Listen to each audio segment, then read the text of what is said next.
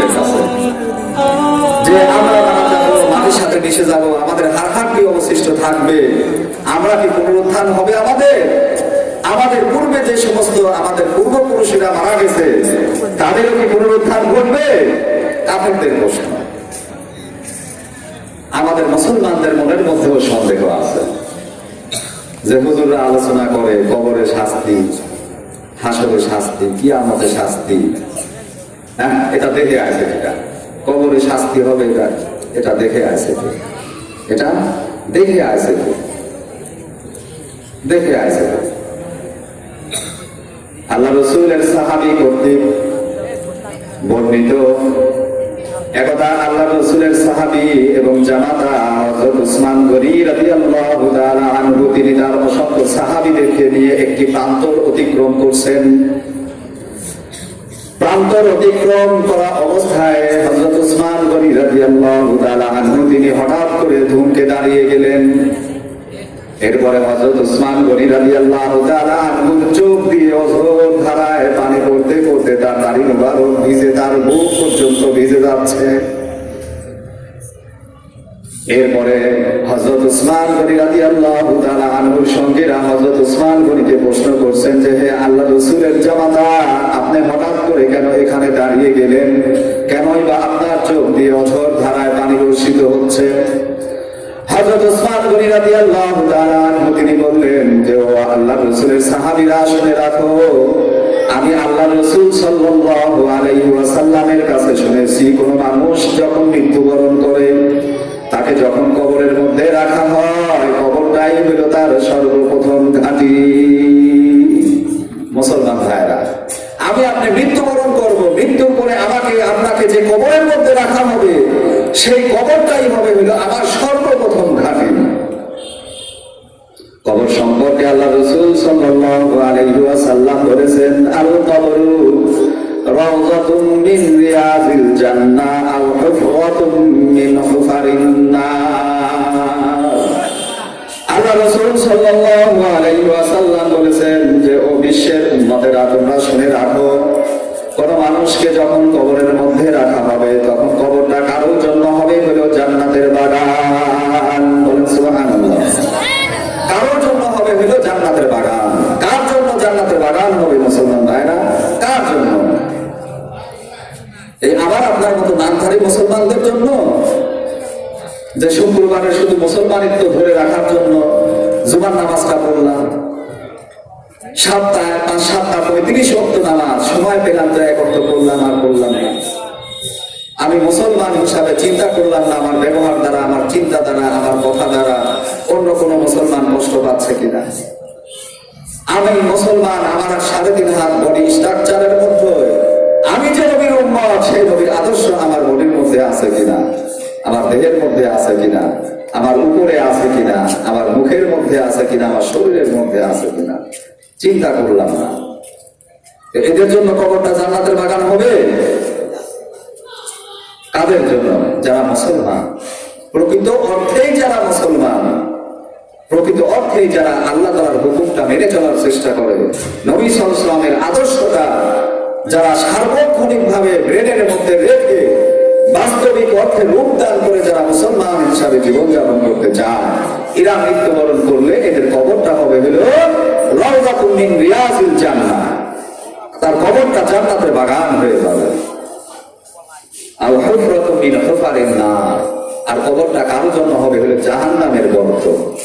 জাহান্নামের গর্ত। তো জাহান্নামের গর্ত কাদের জন্য হবে? মুসলমান। দুনিয়ায় লাগামহীন ভাবে মুসলমান জীবনযাপন করতে পারে না, কোনো সুযোগ নাই, কোনো অপশন নাই। আমি যদি মুসলমান হিসাবে নিজেকে আল্লাহ তাআলার দরবারে যদি প্রমাণ দিতে চাই যে আমি মুসলমান, তাহলে আল্লাহ তাআলার হুকুমগুলি পুঙ্খানুপুঙ্খ রূপে আমাকে আপনাকে আমলের মধ্যে আনতে হবে। যদি মুসলমান হিসাবে যদি আল্লাহ তাআলার দরবারে প্রমাণ উপস্থাপন করতে চাই, কোনো মানুষের কাছে না, সমাজের কোনো নেতার কাছে না, পরিবারের কোনো সদস্যের কাছে না, আমি মুসলমান, এই প্রমাণ আমাকে দিতে হবে আল্লাহ তাআলার কাছে। ঠিক কিনা বলেন? আল্লাহ তাআলার কাছে দিতে হবে। যদি তা না দিতে পারি, তাইলে আমার মৃত্যুর পরে যখন আল্লাহ তাআলা আমার আত্মীয় স্বজনরা যখন আমাকে আপনাকে কবরের মধ্যে রাখবে, তখন সেই কবরটা আমার আপনার জন্য কি হবে? জাহান্নামের গর্ত হয়ে যাবে, জাহান্নামের গর্ত হয়ে যাবে। তো আল্লাহ তাআলা আবার আপনার সকলের কবরকে জান্নাতের বাগান বানায় দিন, বলেন সুবহানাল্লাহ, আমিন। এরপরে কাফেররা আল্লাহ রাসূলকে প্রশ্ন করলো যে আবাউনাল আউয়ালুন, যে আমাদের পূর্বপুরুষদেরও কি পুনরুত্থান ঘটবে? তারা তো বহু আগে মারা গেছে, তারা বহু আগে মারা গেছে, তাদের কি পুনরুত্থান ঘটবে? এরপরে তারা আবার বলছে, কি বলছে? বল ইন্নাল আউয়ালিনা ওয়াল আখিরিন। এবার আল্লাহ তাআলা উত্তর দিচ্ছেন, তাদের প্রশ্নের উত্তর আল্লাহ তাআলা দিচ্ছেন। কি দিচ্ছেন? যে হে নবী আপনি বলে দিন, বলুন হে নবী আপনি বলে দিন। কি বলে দিন? যে ইন্নাল আউয়ালিনা ওয়াল আখিরিন, নিশ্চয় অবশ্যই 100%, কোনো সন্দেহ নাই, আউয়ালিন পূর্বে যারা মৃত্যুবরণ করেছে, আখিরিন পরে যারা মৃত্যুবরণ করবে, তাদের কি করা হবে? লামাজমুউন, সকলকেই একত্রিত করা হবে, বলেন সুবহানাল্লাহ, সকলকেই একত্রিত করা হবে, সকলকেই একত্রিত করা হবে। শুধু তুমি মারা যাবে, তোমার পূর্ববর্তীরা মারা যাবে, আমি তাদেরকে একত্রিত করতে পারবো না। আমি সে আল্লাহ না, আমি কোন আল্লাহ? ইন্নাল আউয়ালিনা ওয়াল আখিরিন, পূর্বে থেকে পূর্বে, পূর্বে থেকে পূর্বে, আগে থেকে আগে যত প্রাণী ইন্তেকাল করেছে, কিয়ামত পর্যন্ত যত প্রাণী ইন্তেকাল করবে, আমি আল্লাহ তাআলা সকলকে তাদের মৃত্যু দেহের মধ্যে প্রাণ দিয়ে আমি আল্লাহ তাআলা সকলকে একত্রিত করতে সক্ষম। এই জন্যই আমি আল্লাহ ইন্নাল্লাহা আলা কুল্লি শাইইন কাদির। এই জন্যই আল্লাহ তাআলা বলছেন যে নিশ্চয় পবিত্র মহান সত্তা, তিনি সর্ব বিষয়ের উপরে ক্ষমতাবান। এই জন্য মুসলমান ভাইরা, লাগামহীন ভাবে জীবনযাপন করার কোন সুযোগ নাই। আমার আপনার জীবন থেকে প্রতিটা মুহূর্তে সময় পাস হয়ে চলে যাচ্ছে, কিন্তু আমার আপনার ব্রেনের মধ্যে বসাতে হবে। সমাজের মা ও বোনেরা, বাবাজিরা, চিন্তা করা দরকার, দুনিয়ার কত কিছু নেই তো আমি চিন্তা করি, আমি পরিবার সাজাই কত সুন্দর চিন্তা করে, আমি সন্তানকে সুপ্রতিষ্ঠিত করার জন্য কত গঠনমূলক চিন্তা ভাবনা করি, আমি বাড়ির ড্রয়িং রুম সজ্জিত করার জন্য কত চিন্তা করি, আমি বাড়িতে টেলিভিশন কেনার জন্য কত গঠনমূলক চিন্তা করি, বাড়িতে ঘর করার জন্য কত সুন্দর গঠনমূলক চিন্তা করি, বাগান বাড়ি সাজানোর জন্য কত সুন্দর গঠনমূলক চিন্তা করি, করি কিনা বলে? করি। তো তাইলে আমার আপনার এত ভ্যারাইটিস প্রকারের চিন্তা চেতনার মধ্যে একবারও কি আমি আপনার চিন্তা করেছি যে আহারে এই যে এত সুন্দর করে আমি ড্রয়িং রুম সাজালাম, এত সুন্দর করে বাড়ি সাজালাম, এত সুন্দর করে বাগান বাড়ি করলাম, এত সুন্দর করে ছেলেকে প্রতিষ্ঠিত করলাম, মেয়েকে প্রতিষ্ঠিত করলাম, স্বামী স্ত্রী আমাদের দুইজনের মধ্যে এত ভালোবাসা, সব একদিন শেষ হয়ে যাবে, ঠিক কিনা বলে? আমি তো থাকবো না, আমি কোথায় যাবো? সেখানে গেলে আমার কি পরিণতি হবে, কি পরিণতি হবে? এই চিন্তাটা আমাকে আপনাকে করতে হবে। তো তাইলে কাফেরদের প্রশ্নের উত্তরে আল্লাহ তাআলা কি বললেন? লামাজমুউন, সকলকেই একত্রিত করা হবে, সকলকেই একত্রিত করা হবে। তো দেখেন আমাদের দেশের কিছু অমুসলিম, তাদের বিশ্বাস তারা মারা গেলে শ্মশানে নিয়ে চিতায় তারা পুরায় ভস্ম করে দেয়, আর বলে কি কি বলে?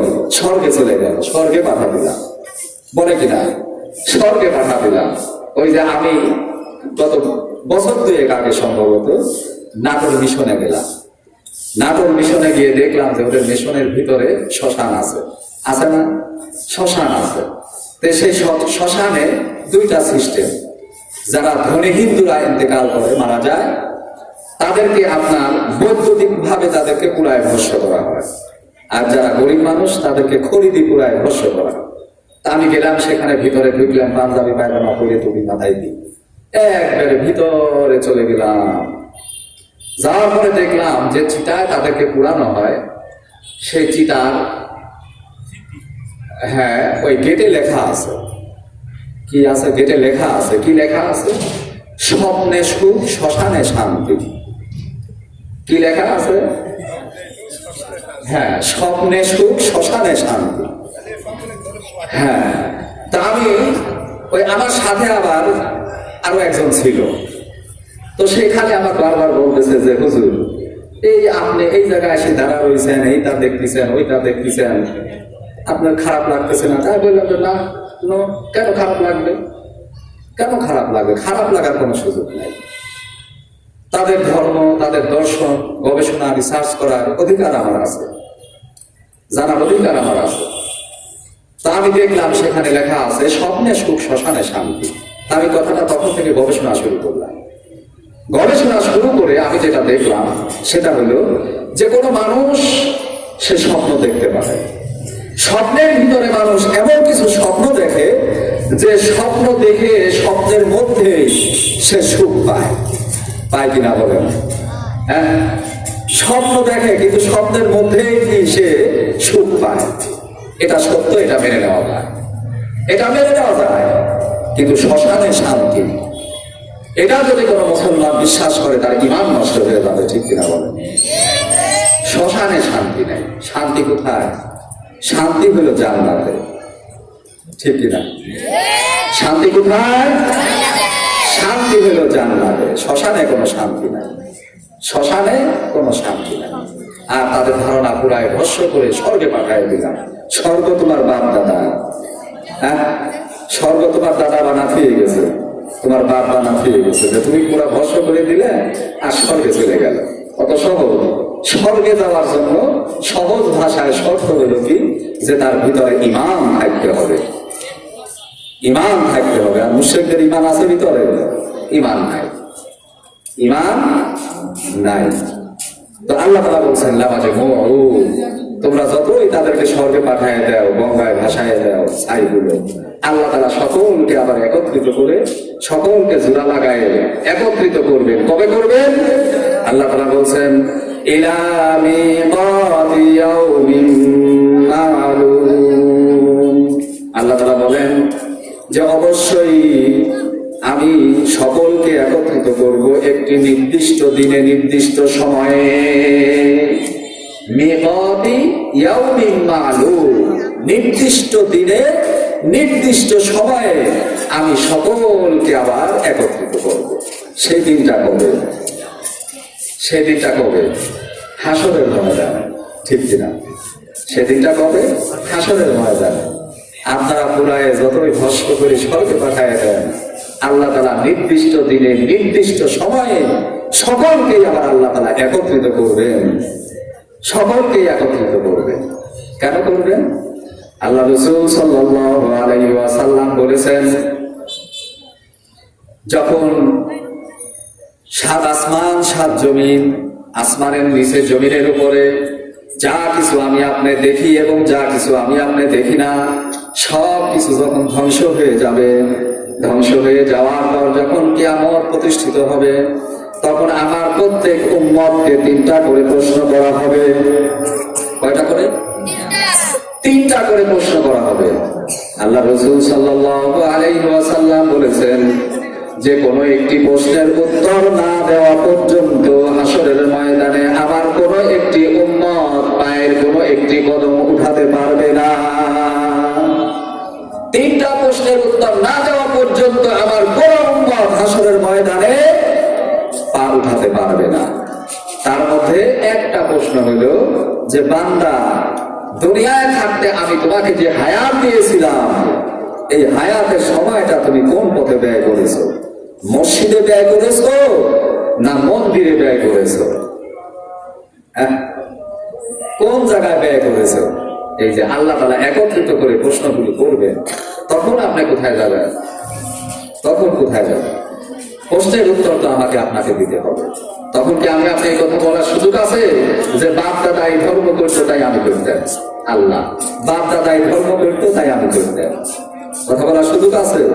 আল্লাহ বললেন যে তোর মায়ের পেটে আমি তোকে দিলাম, তোর মায়ের পেটে আমি 9 মাস অথবা 10 মাস 10 দিন আমি তোকে জীবিত রাখলাম। তোর মায়ের পেট থেকে যখন আমি তোর মায়ের সহজ একটি রাস্তা দিয়ে আমি যখন তোকে দুনিয়াতে আনলাম, তোর মায়ের বুকের দুধ চেয়ে খাওয়ার মতো ক্ষমতা তোর ছিল না, ছিল? আমি সে শক্তিও তোর মধ্যে দিলাম, আমি তোর মায়ের বুকের মধ্যে আমি সেই পাওয়ার তৈরি করে দিলাম। তুই তোর মায়ের বুকের দুধ পান করলি, যে দুধ সারা পৃথিবীর সমস্ত বিজ্ঞানী একত্রিত হয়ে মায়ের বুকের দুধের অবিকল দুধ এক ওটা তৈরি করার ক্ষমতা পৃথিবীর কোন বিজ্ঞানীর আছে? বান্দা, আমি তোকে সেই দুধ পান করাইছি, তোকে বড় করছি, তোকে হাঁটার শক্তি দিছি, তোকে দেখার শক্তি দিয়েছি। তুই যখন তোর মায়ের পেটের মধ্যে ছিলি তখন কি তোর দুইটা হাতের প্রয়োজন ছিলি, আমার কাছে চাইছিলি? তোর চোখের প্রয়োজন ছিল, চাইছিলি? তোর হাত পায়ের প্রয়োজন ছিল, চাইছিলি? তোর বিবেকের প্রয়োজন ছিল, তুই চাইছিলি? তুই কোনো কিছুই চাইস নাই। না চাইতে আমি তোকে তোর 3.5 হাত বডির মধ্যে যা যা দিয়েছি সারা দুনিয়া বিক্রি করে তুই ওই রকম একটা অঙ্গ তুই কিনতে পারবি না। ঠিক কিনা বলি? পারবি? আমি তোকে এইরকম অমূল্য সম্পদ দিয়েছি, আর তুই মন্দিরে যায় সারে কইছিস কি যে বাপ দাদার ধর্ম, বাপ দাদা যা করছে আমি তাই করতেছি। হ্যাঁ, বাপ দাদা যা করছে আমি তাই করতেছি। তো যাই হোক, এরপরে কি আল্লাহ তাআলা বলতেছেন যে নির্দিষ্ট দিনে নির্দিষ্ট সময়ে আমি সকলকে একত্রিত করবো। ইয়াউমাল মাহশার মিকাতি ইয়াউমিন মা'লুম, নির্দিষ্ট দিনে নির্দিষ্ট সময়ে আমি সকলকে একত্রিত করব। এরপরে আল্লাহ তাআলা বলেন সুম্মা ইন্নাকুম আইয়ুহাদ দাল্লুনাল মুকাযযিবুন। এরপরে আল্লাহ তাআলা বলছেন যে অতঃপর যারা মৃত্যু পরবর্তী পুনরুত্থান দিবসকে যারা অবিশ্বাস করে, দুনিয়াতে সে যত বড় জ্ঞানী হোক, সে যত বড় পণ্ডিতই হোক, সে হলো পথভ্রষ্ট। আল্লাহ তাআলার ভাষায় সে কি? সে পথভ্রষ্ট। যত দার্শনিক বলেন, যত কবি বলেন, যত সাহিত্যিক বলেন, যত ধনী বলেন, যত জ্ঞানী বলেন, যত বড় প্রফেসরই বলেন, কেউ যদি মৃত্যু পরবর্তী দিবসকে অবিশ্বাস তো দূরের কথা, যদি কেউ সন্দেহ পোষণ করে, তার ভিতর থেকে তার ঈমানটা টাস করে নষ্ট হয়ে যাবে। কিভাবে? টাস করে তার ঈমানটা নষ্ট হয়ে যাবে। আল্লাহ তাআলা বলছেন যে মৃত্যু পরবর্তী দিবসকে নিয়ে যারা সন্দেহ করে তারা হইল মিথ্যাবাদী। সে যেই হোক, সে যেই, এবং সে কি? পথভ্রষ্ট। সে পথভ্রষ্ট। আমাদের মুসলমানরা মৃত্যু পরবর্তী দিবসকে অবিশ্বাস করে। মৃত্যু পরবর্তী পুনরুত্থান দিবসকে আমাদের বাংলাদেশের মুসলমানরা যদি অবিশ্বাসী নাই করবে, তাইলে আমাদের বাংলাদেশে নামাজি লোকের সংখ্যার চেয়ে বেনামাজি মুসলমানদের সংখ্যা বেশি। ঠিক কিনা বলেন? কারণ কিয়ামতের দিন সর্বপ্রথম আমার আপনার ফরজিয়াত আমলের মধ্যে আমাকে আপনাকে আমার আপনার নামাজ সম্পর্কে প্রশ্ন করা হবে। প্রশ্ন করা হবে নামাজ সম্পর্কে, যে বান্দা তোর উপরে যে 5 ওয়াক্ত নামাজ ফরজ ছিল আদায় করছিস কিনা। তো তাইলে কি হইল? আল্লাহ তাআলা কোরআনের ভাষায় যারা মৃত্যু পরবর্তী পুনরুত্থান দিবসকে যারা সন্দেহ করবে, আল্লাহ তাআলার ভাষায় তারা হলো পথভ্রষ্ট এবং তারা হলো মিথ্যাবাদী। এদের পরিণতি কি হবে?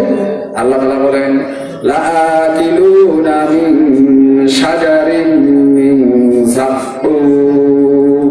লাআকিলুন, তারা আহার করবে।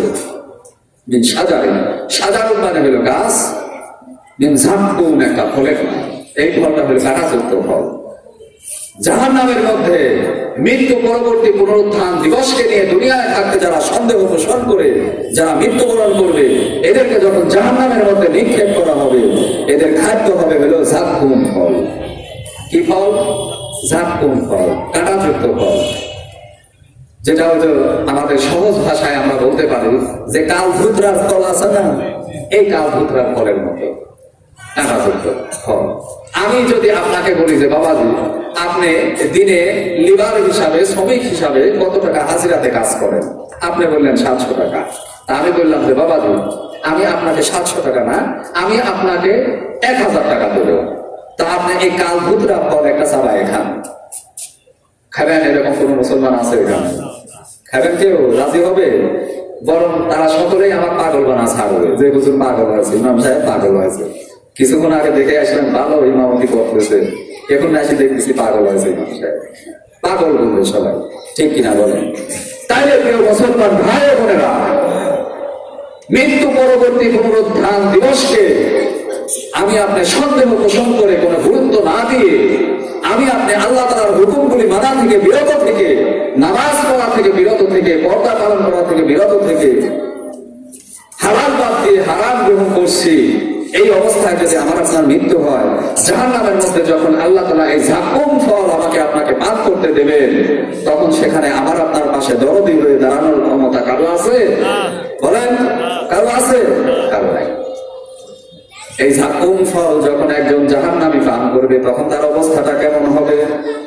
তখন তার অবস্থা হবে হলো, এই জাকুম ফল যখন পান করবে তখন তার কণ্ঠনালী, তার হার্ট, তার বুক, তার পেটের মধ্যে যা কিছু আছে, স্টমাক আছে, কিডনি আছে, লাংস আছে, পাকস্থলী আছে, যা কিছু আছে, সব কিছু পচে গলে তার পায়খানার রাস্তা দিয়ে এবং পেশাবের রাস্তা দিয়ে বের হয়ে যাবে। এই জাকুম ফল পান করার পর এরপরে কি হবে? এরপরে আল্লাহ তাআলা বলছেন যে ফামালিউনা মিনহাল বুতুন। বুতুন, বুতুন এটা হলো আপনার আরবিতে বাতনুন। বাতনুন, বাতনুন শাব্দিক অর্থ হলো পেট। কি? পেট বা উদর বা বেলি, যেটাই বলে। বাতনুন শাব্দিক অর্থ কি? পেট। এই বাতনুন শব্দের বহু বচন হলো বুতুন। তাই এই আয়াতের মধ্যে আপনি দেখেন ব্যাকরণের দৃষ্টিকোণ থেকে ফামালিউন, মালিউন শব্দটাও বহুবচন, বুতুন শব্দটাও বহুবচন। দেখেন আল্লাহ তাআলার কোরআনটা কত ওপেন, কত সুন্দর, কত ব্যাখ্যাপূর্ণ, কত অর্থগত, কত সুন্দর, কত সাবলীল, কত প্রকাশবান, কত বিরাজমান। অথচ এই কোরআনকে আমি আপনি পর করে দিয়েছি। কোরআন বাদ দিয়ে দুনিয়ার সব কিছু গবেষণা করতেছি, অ্যানালাইসিস করতেছি, বুঝার চেষ্টা করতেছি, কিন্তু কোরআন আমার আপনার কাছে বড় শত্রু হয়ে দাঁড়াইছে। ঠিক কিনা বলেন? বড় শত্রু হয়ে দাঁড়াইছে কোরআন, আমার আপনার কাছে বড় শত্রু হয়ে দাঁড়াইছে। অথচ আল্লাহ তাআলার স্পষ্ট বক্তব্য, শাহরুর রমাদানাল্লাযী উনজিলা ফীহিল কুরআন হুদাল লিন্নাস। আল্লাহ তাআলা বলেন যে হে জগৎবাসী, তোমরা শুনে রাখো, পবিত্র রমজান মাসে আমি যে কোরআন অবতীর্ণ করেছি, এই কোরআন গোটা বিশ্বের সকল মানব জাতির জন্য আমি হেদায়েতের চাবিকাঠি করেছি। হুদাল লিন্নাস, সমস্ত মানুষের জন্য, ধর্ম বর্ণ নির্বিশেষে। মুসলমান উল্লেখ করা হয় নাই, নাস শাব্দিক অর্থ হইল মানুষ। মুসলমান উল্লেখ করা হয় নাই, ইমানদার উল্লেখ করা হয় নাই, হিন্দু উল্লেখ করা হয় নাই, শিখ উল্লেখ করা হয় নাই, ব্রাহ্মণ উল্লেখ করা হয় নাই, খ্রিস্টান উল্লেখ করা হয় নাই, ইহুদি উল্লেখ করা হয় নাই, নাসারা উল্লেখ করা হয় নাই, মাজুসি উল্লেখ করা হয় নাই, ইয়াহুদ উল্লেখ করা হয় নাই, কোনো কিছু উল্লেখ করা হয় নাই। আল্লাহ তাআলা আম ভাবে বলে দিয়েছেন নাস, সমস্ত মানুষের জন্য হেদায়াত কোথায় আছে? কোরআনের মধ্যে আছে। অথচ দেখেন আমরা রাষ্ট্রের মধ্যে সুখ শান্তি সমৃদ্ধি প্রতিষ্ঠার জন্য আমাদের দেশের সরকার প্রধানরা এই শিক্ষায় যাচ্ছে কিনা? চোরের কত শাস্তি, চুরি বন্ধ হচ্ছে না, হচ্ছে। এক সময় তো মানুষ শীত কাটে ঘরের থেকে চুরি করতো, এখন শীত কাটা লাগে না, এখন কলমের ঘুষায়। ঠিক কিনা? কলমের ঘুষায়। কয়দিন আপনারা দেখেন ফেসবুকে ঝড় হচ্ছে, একজন বাংলাদেশী, তার স্ত্রী থাকে কানাডায়, সে থাকে দেশে। দেশের থেকে টাকা কিভাবে পাঠাইছে? সে কানাডায় 10টা বাড়ির মালিক, বেগম পাড়ায়, কানাডার টরেন্টোর পাশে একটা এলাকা আছে, সে এলাকায় সে 10টা বাড়ির মানুষ। তার এক একটা বাড়ি যে কত টাকা খরচ করে বানাইছে শুনলে আপনারা আশ্চর্য হয়ে যাবেন। এটা এই টাকা সে কিভাবে পেল? এটা ধরা খাইছে, চরম আন্দোলন চলতেছে। এই টাকা সে কিভাবে পেল? এই যে চুরি বন্ধ করার জন্য সরকার প্রধানরা কত চেষ্টা করছেন, কিন্তু পারতেছে না। পারবে না। কারণ ওই যে মানুষ কয় না, কাক বলবো কলইছ, নিজের বগলে এক পাজা, নিজের বগলে এক পাজা। এবং নিজের বগলে এক পাজা নিয়ে আমি যদি চোর খুঁজতে যাই, চোর ধরতে যাই, তাহলে তারা চোর ধরা আমার পক্ষে সম্ভব না। সম্ভব? মোটে কালেও সম্ভব না। তো তাইলে এই আয়াতে কারিমার মধ্যে আল্লাহ তাআলা দুইটা শব্দই বহু বচন ব্যবহার করেছেন, মালিকুন এবং বুতুনুন। দুইটা শব্দ বহু বছর ব্যবহার করে আল্লাহ তাআলা গোটা বিশ্বের সকল মানব জাতিকে কি বোঝাতে চান? বোঝাতে চান এইটাই যে পেটওয়ালা বহু মানুষ তারা জাহান্নামের মধ্যে জাকুম ফল পান করবে। এটাও আল্লাহ তাআলা বোঝাচ্ছেন যে দুনিয়ার মধ্যে অবস্থানকারী অসংখ্য মানুষ এরকম আছে যারা মৃত্যু পরবর্তী পুনরুত্থান দিবসকে নিয়ে যারা সন্দেহ করে এবং অবিশ্বাস করে। আয়াত দ্বারা আল্লাহ তাআলা এই জিনিসটাই বোঝাতে চাচ্ছেন যে ফামালিউনা মিনহাল বুতুন, যে তারা সেই জাকুম ফল দিয়ে তারা উদর পূর্ণ করবে। তারা কি করবে? উদর পূর্ণ করবে, তারা উদর পূর্ণ করবে। এরপরে তাদের অবস্থাটাকে আজানের টাইম হলে আজান দিয়ে, এরপরে তাদের অবস্থাটা কি হবে? এইরকম আপনার মৃত্যু পরবর্তী পুনরুত্থান দিবসকে যারা কি করবে? অবিশ্বাস করবে, তাদের পরিণতি তো এইটা, তাদের পরিণতি এইটা। এরপরে যখন তাদেরকে জাহান্নামের মধ্যে নিক্ষেপ করা হবে, যখন তাদেরকে জাহান্নামের মধ্যে নিক্ষেপ করা হবে, তখন তারা কি বলবে? ফি জান্নাতি ইয়াতাসাআলুন, জান্নাতীরা পরস্পরে প্রশ্ন করবে আনিল মুজরিমিন, অপরাধীদের সম্পর্কে। কাদের সম্পর্কে? অপরাধীদের সম্পর্কে। কি সম্পর্কে?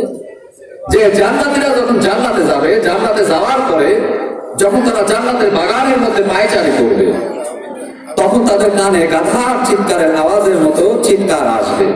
তখন জান্নাতীদের মনের মধ্যে কৌতূহল সৃষ্টি হবে যে এই গাধার চিৎকারের আওয়াজের মতো আওয়াজটা কোত্থেকে আসতেছে। তখন তারা দেখবে যে আগুনের উপরে কিছু মানুষ তারা উঠানামা করতেছে। আগুনের উপরে লেলিহান শিখা, অগ্নি শিখা, সেই উপরে উঠানামা করতেছে এক শ্রেণীর মানুষ। আর ওই প্রচলিত অগ্নি শিখায় তারা দগ্ধ হয়ে তারা গাধার চিৎকারের আওয়াজের মতো তারা চিৎকার করছে। তখন জান্নাতীরা প্রশ্ন করবে মা সালাকাকুম ফি সাকার, এই সাকার নামক জাহান্নামের মধ্যে তোমাদেরকে কে নিক্ষেপ করলো? সাকার নামক জাহান্নামের মধ্যে তোমাদেরকে কে নিক্ষেপ করলো? কেন? ওয়াই? কেন তোমরা এই সাকার নামক জাহান্নামের মধ্যে এসেছো? প্রিয় মুসলমান ভাই ও বোনেরা, একটু